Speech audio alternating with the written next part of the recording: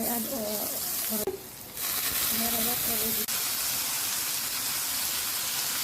cook 20. And then I add garlic.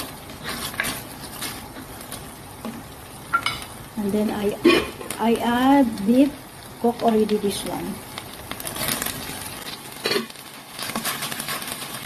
And then I add vinegar. This one, 1/4 vinegar. And then 1 spoon of soy sauce. And 1 ketchup. 1 spoon of ketchup. I put a teaspoon of sugar.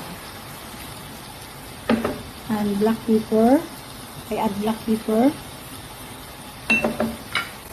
And then I add broccoli and carrot. I'm boiling this one. Next, I add cornstarch flour.